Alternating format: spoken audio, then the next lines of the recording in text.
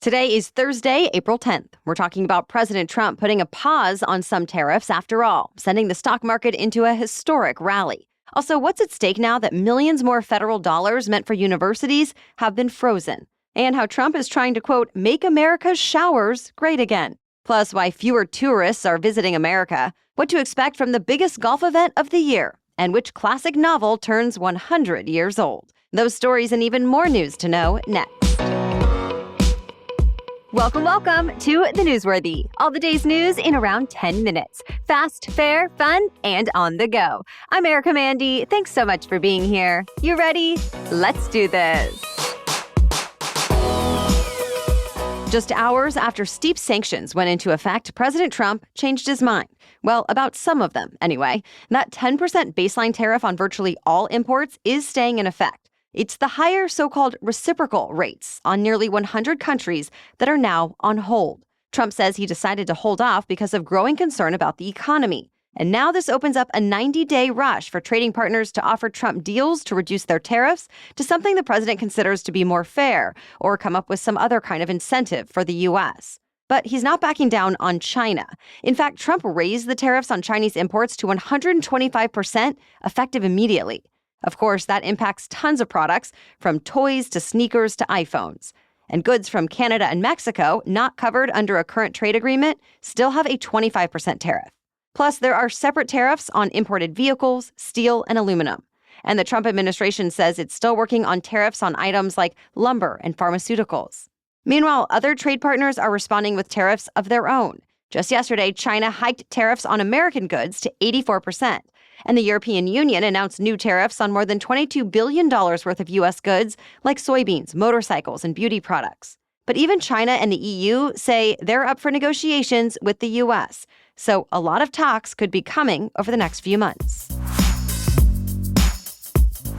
U.S. stocks soared to one of their best days in history. News of President Trump's tariff reversal sparked huge celebrations on Wall Street. The S&P 500 jumped 9.5%, its largest one-day percentage gain since the financial crisis of 2008. The Dow surged more than 2,900 points, its biggest daily increase ever. And the tech-heavy NASDAQ soared 12.2%, its highest one-day jump since the dot-com era. Overall, yesterday's surge ended up adding a record $5.1 trillion in value to the market, though it had lost even more than that in recent days. In fact, just yesterday morning, investors were still worried about a trade war and were dumping pretty much everything American. Then President Trump wrote on Truth Social that it was a good time to buy. A few hours later, the president announced the 90-day pause. It serves as a reminder that some of Wall Street's best days have been clustered around some of its worst days. More major universities have lost federal funding. The Trump administration reportedly froze more than $1 billion that was set to go to Cornell University and another $790 million for Northwestern.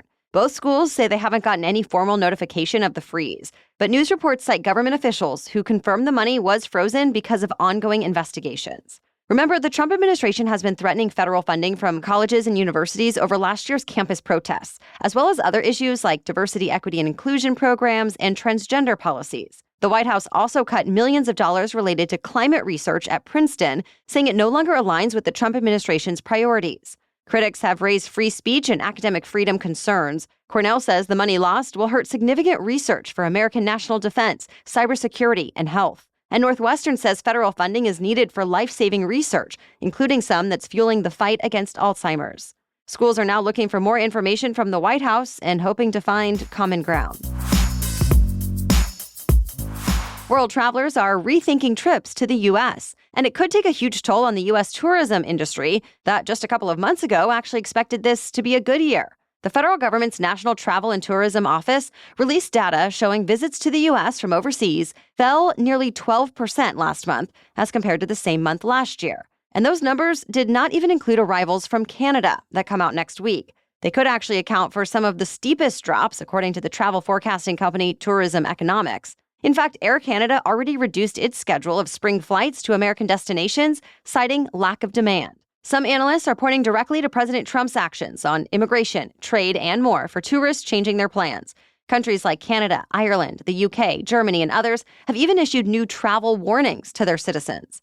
Secretary of State Marco Rubio tried to minimize those concerns, saying, quote, "If you're not coming to the U.S. to join a Hamas protest or stir up conflict on our campuses and create riots on our streets, you have nothing to worry about." Still, the company Tourism Economics expects U.S. spending by international visitors to drop by $9 billion this year. It's possible things do pick up next year, though, in part because of the FIFA World Cup that's coming to 11 American cities. We have more news for you still coming up, but first, thanks to our sponsor. When I wear anything from Honeylove, I can instantly tell so much thought went into every aspect of the piece, from the feel, to the function, to the fashion. So it came as no surprise to me to learn that Honeylove is an independent female-founded brand that is intelligently designed by women who actually wear the products. Honeylove shapewear, for example, is designed to move with you, so no pulling it down or up anytime you walk around. I also love the designs and the fabric of Honeylove shapewear. It in some ways feels like part of a great outfit instead of something that I need to really hide. And if you've been listening for a while now, you already know that I adore Honeylove's leggings. My favorite leggings for everyday wear, for the way they fit, the smooth and soft and breathable fabric, and the function like convenient but hidden pockets. So treat yourself to the best bras, shapewear, and leggings on the market. Save 20% off at honeylove.com/newsworthy. Use our exclusive link to get 20% off, honeylove.com/newsworthy, to find your perfect fit. And after your purchase, they ask you where you heard about them, so please support our show and let them know we sent you. Elevate your comfort, elevate your style with Honeylove. Now back to the news.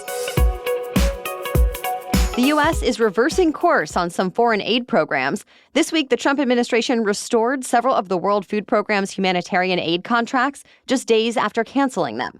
The change came after the program warned the cuts could have amounted to a death sentence for millions of people facing extreme hunger and starvation. Now, American funding is coming back to the programs in Lebanon, Syria, Iraq, Jordan, Ecuador, and Somalia. Still, a lot of humanitarian funding is staying cut, including all remaining contracts for Afghanistan and Yemen aid, since President Trump is worried about the funding helping terror groups like the Houthis and the Taliban. Humanitarian officials say those cuts could also have deadly consequences, since Yemen and Afghanistan especially are two of the world's poorest countries with millions of people in need, and they're asking the White House to reconsider. A new government paper is documenting what it's now calling an urgent public health priority. It says pregnancy-related deaths in the U.S. have gone up nearly 28%. The study analyzed 4 years of nationwide CDC data from 2018 to 2022. At its peak, during the height of the pandemic, it recorded about 44 deaths per 100,000 live births. The number of late maternal deaths went up too, which is when a woman dies up to a year after giving birth from some kind of pregnancy-related cause. The increase could be seen across all age groups, but a big difference seemed to be where people lived. For example, the rate was 3 times higher in Alabama than in California. The rate was also nearly 3 times higher in Black women than white women. And for Native women, the rate was even higher than that. The paper did not look into exact reasons for these trends, but authors note there are variations in healthcare access based on income or geography, as well as biases that could contribute to racial and ethnic inequalities. It's also worth noting the U.S. has the highest maternal mortality rate among high-income nations. So study authors say it all proves maternal health needs to be more of a priority. America's top law enforcement officers are celebrating a $500 million drug bust this week. The U.S. Coast Guard seized 25 tons of narcotics in what Attorney General Pam Bondi is calling a massive victory for the U.S. as it battles a crisis of addiction. She and FBI Director Kash Patel spoke about the operation yesterday, saying the Coast Guard used drones, aircraft, ships, and surveillance technology to carry out this mission. And in the end, they intercepted giant shipments of cocaine and marijuana, so much that Bondi says this will be seen as a major blow to cartel operations. 11 people have been arrested. President Trump signed an executive order to tackle an issue he's been talking about for years now: water pressure.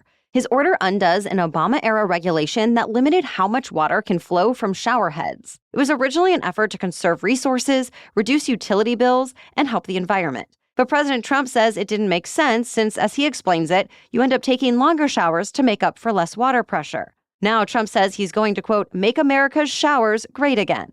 The order also extends to sinks and dishwashers. All that said, some reports say Trump's order is largely symbolic. When Trump signed a similar order in his first term, no major showerhead manufacturer made significant product changes.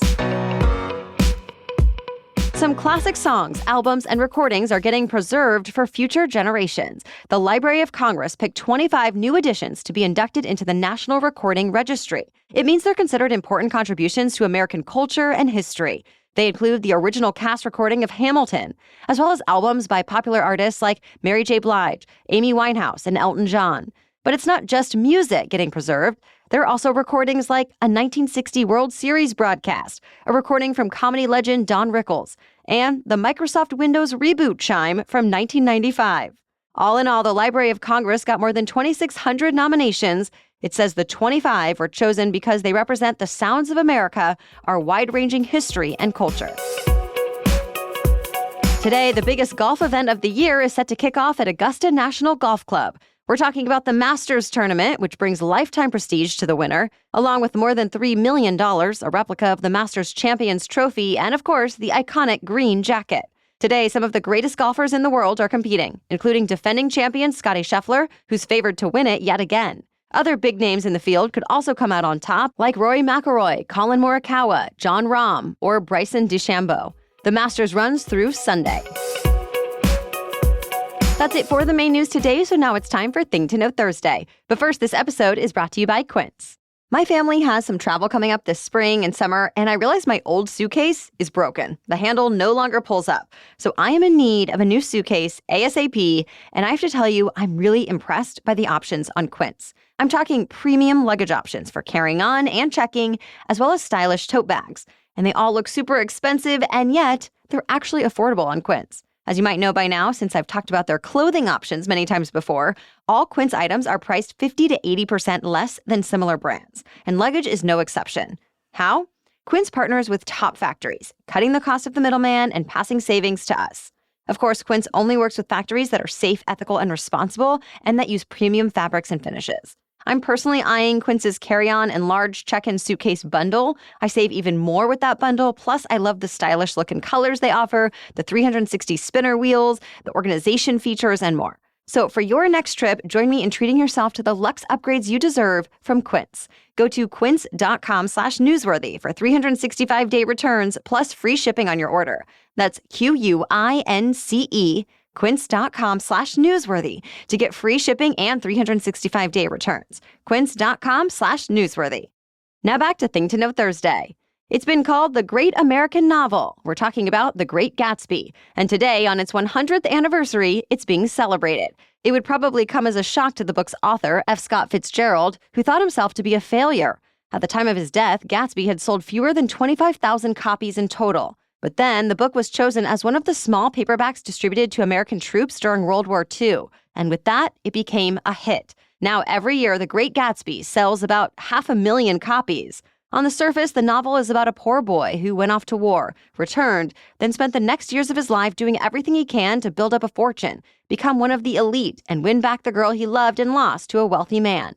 But on a larger scale, it explores the American dream in all the fantasy and, at times, harsh realities. The themes of lust, love, wealth, illusion, and even hopelessness are told through symbolism, some of which will be on display for today's celebrations. Like in New York City, the Empire State Building will light up green in honor of the famous green light Gatsby watches on the water. There are also live readings, discussions, and roaring 20s parties planned all around the country. Thank you for listening today and making us part of your daily routine. We'll catch you up on more news to know tomorrow. Until then, have a great day.